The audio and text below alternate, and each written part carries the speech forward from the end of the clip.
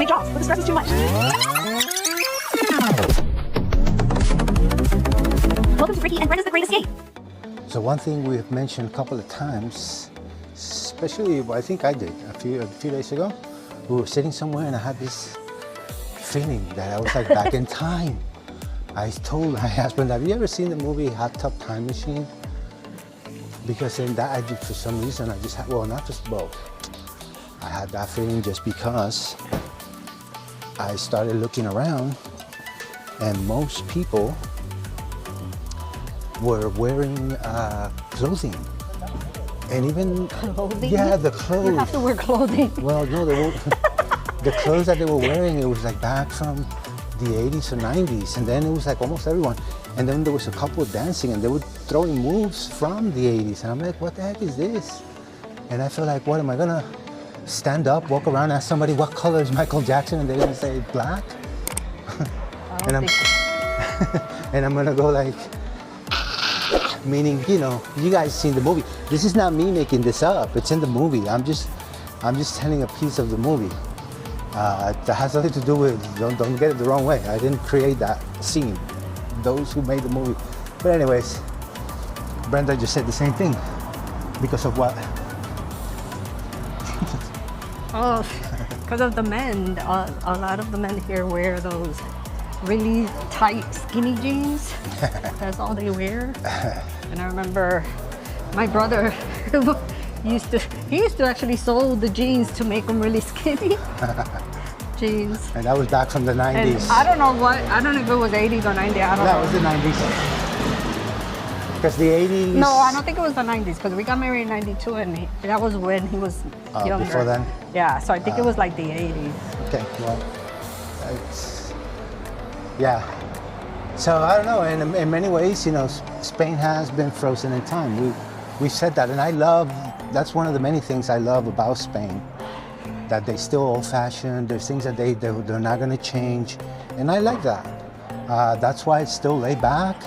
That's why you see people working, and it's not like if they're having a conversation, you could be a customer standing there. If they're two co-workers having a conversation, they're going to finish that conversation, whether you're standing there. And that's just the way they are. They're not in a rush. I saw this post, a Spanish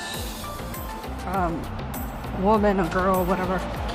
She was saying, she has like a blog, I think, on Facebook. And she was saying that, you know, it's a huge topic here. Like she hears it all the time from people about the whole tipping, like leaving a tip and stuff like that. And she was like, you know, she always hears people feel bad not leaving a tip.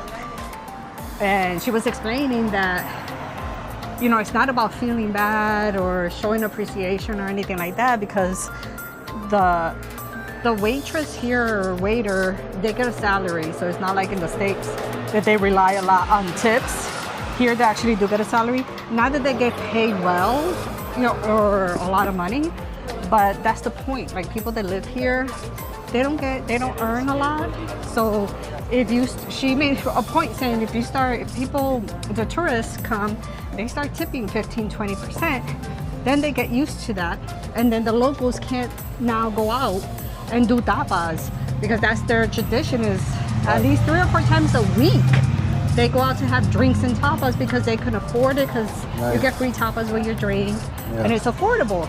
But if we start, she was saying people or tourists, they come and they start tipping 15-20%, then they're going to cater to that, and the poor locals are not going to be able to afford going out and having tapas anymore.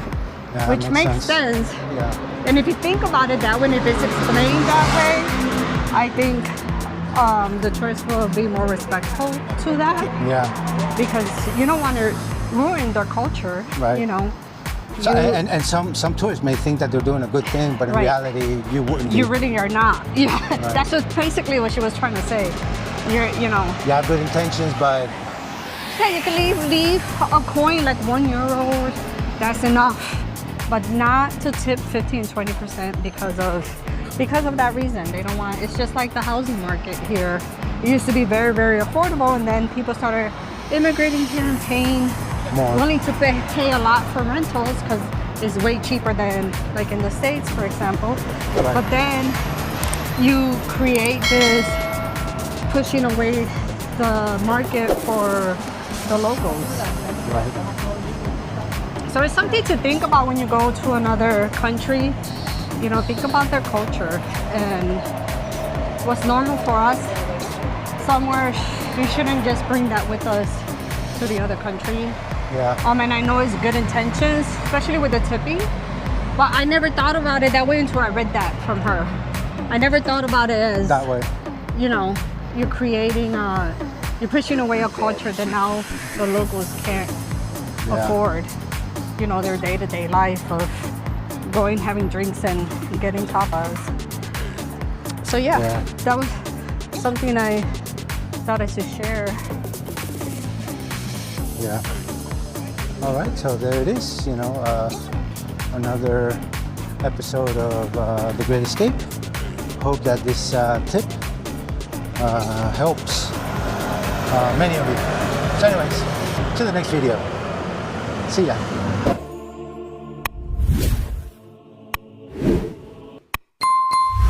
Pledge that I will never forget that this land of America is sacred and will never belong to us.